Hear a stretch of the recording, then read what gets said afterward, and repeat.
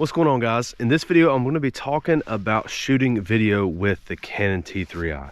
Before I get started with this video, I am a hobbyist. I do have a monetized channel that I use my T3i on, but I'm still on a really tight budget. So this is all going to be budget oriented. I'm not going to be talking about the best lenses. I'm going to be talking about the best budget lenses for video.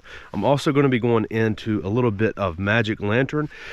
I'm also going to be talking about the best microphone, in my opinion, for the T3i if you don't want to externally record audio. So I try to keep most of my stuff kind of organized. This table's wet this morning, had a pretty heavy frost.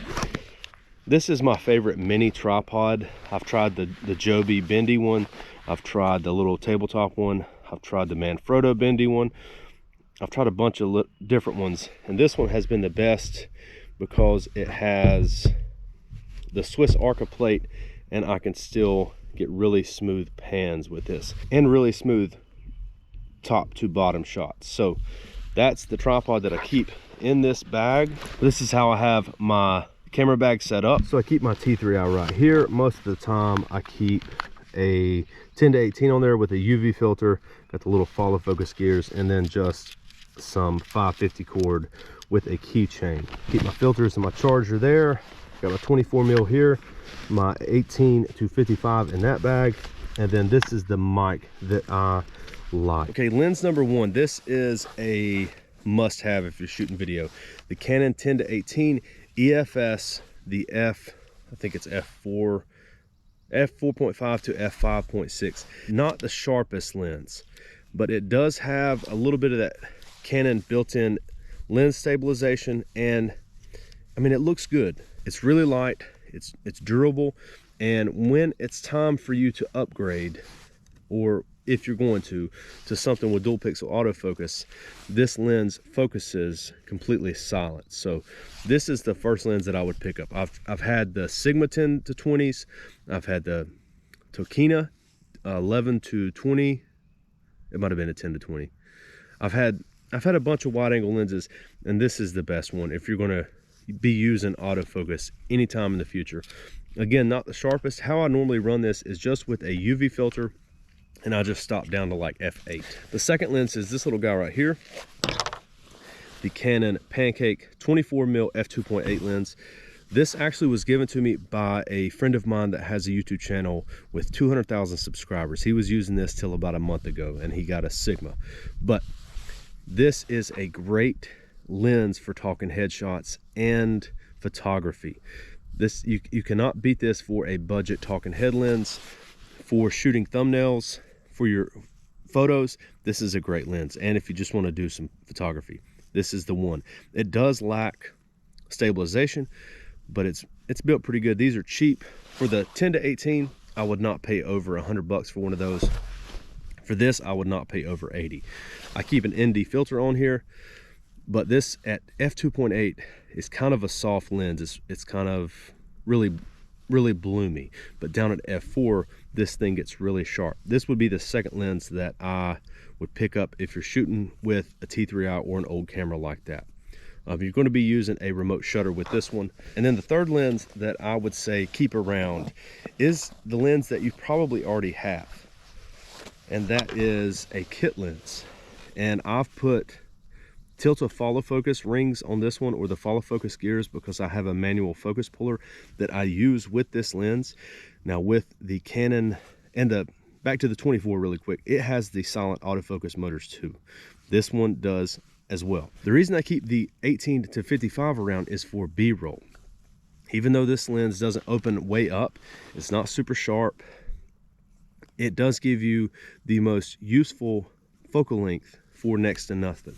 And this lens also has the stabilization and the silent autofocus motors, and you can pick these up for next to nothing. I saw one of these in like new condition the other day for 30 bucks on eBay. So I would, if you have one of these, I would hold on to it just for B-roll. You don't need to go straight into spending hundreds of dollars on a lens. Okay, so I've got magic lantern on this. I've got it set up for, let's go into aperture priority right now. So this is what the regular Canon menu system looks like that That's what it would look like if you're shooting photography. Hopefully you guys can see that. If I go to live view here, that's going to take me to my Magic Lantern. And then let me make sure I'm in manual focus. Okay, so how I have mine set up is that when I start to focus, it zooms in to what's called magic zoom. And I've also got the, you guys saw that focus peaking right there. I've also got the ×10 zoom turned off. So that's what I use for photography and video. I've got the focus peaking on there too, but focus peaking doesn't work with magic zoom. Let's go into our menu really quick. So these are the settings that I run on Magic Lantern. I've got the audio, override audio settings on, analog gain +24, the digital gain. I just have the notch EQ,